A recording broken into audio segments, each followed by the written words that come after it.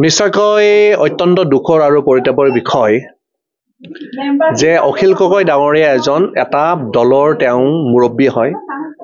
তেওঁ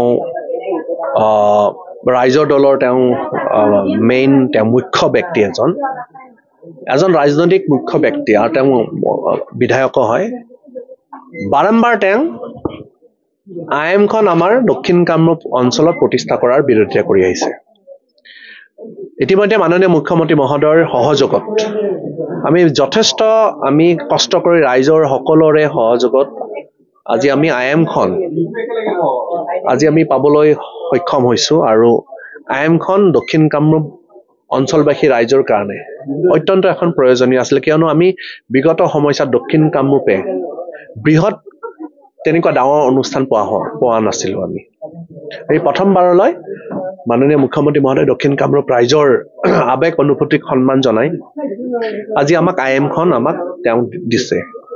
আৰু এই আইএমখন যিদিনাখন কেন্দ্ৰীয়ভাৱে মোদী ডাঙৰীয়াৰ চৰকাৰে ঘোষণা কৰিছিলে আমাৰ পলাশবাৰী সমষ্টিত দিব বুলি, দক্ষিণ কামৰূপত দিব বুলি, তেতিয়াৰ পৰা অখিল গগৈ ডাঙৰীয়াই বিৰোধিতা কৰি আহিছে। এইটো অত্যন্ত দুৰ্ভাগ্যজনক বিষয়।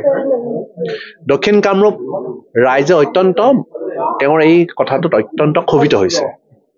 মই অখিল গগৈ ডাঙৰীয়াক পুনৰবাৰ আহ্বান জনাইছো যে তেওঁ যাতে আৰু পুনৰবাৰ আইএমখন দক্ষিণ কামৰূপ অঞ্চলত প্ৰতিষ্ঠা কৰাৰ কোনো বিৰোধিতা নকৰে আৰু নিশ্চয়কৈ আমাৰ এই আইএমখন দক্ষিণ কামৰূপৰ ৰাইজৰ ৰাইজৰ কাৰণে এটা বৃহৎ অনুষ্ঠান, যি অনুষ্ঠানটো নেকি আমি দক্ষিণ কামৰূপ ৰাইজ যথেষ্ট উৎসাহিত হৈ আছো। আৰু সেই বিষয়টোক অখিল গগৈ ডাঙৰীয়াই বাৰম্বাৰ তেওঁ বিৰোধিতা কৰি আহিছে প্ৰথমৰ পৰাই। যোৱাকালি তেওঁ ফেচবুকৰ জৰিয়তে পুনৰবাৰ তেওঁ ইয়াৰে বিৰোধিতা কৰিছে। মই তেওঁ আহ্বান জনাম পুনৰবাৰ এজন স্থানীয় বিধায়ক হিচাপে যে তেওঁ তাৰ পৰা যাতে বিৰত থাকে। ধন্যবাদ। নিশ্চয়কৈ অত্যন্ত দুখৰ আৰু পৰিতাপৰ বিষয় যে অখিল গগৈ ডাঙৰীয়া এজন এটা দলৰ তেওঁ মুৰব্বী হয়। তেওঁ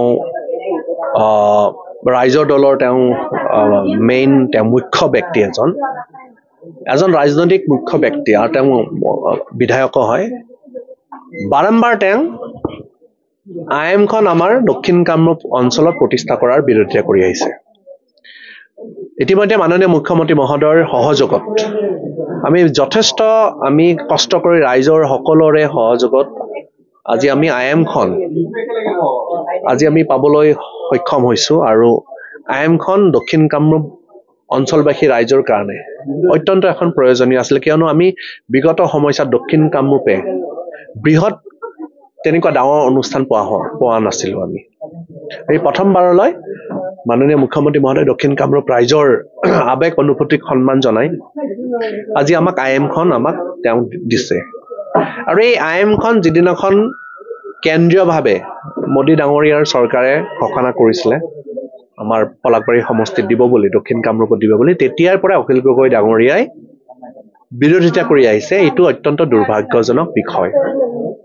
দক্ষিণ কামৰূপ ৰাইজে তেওঁৰ এই কথাটোত অত্যন্ত ক্ষোভিত হৈছে।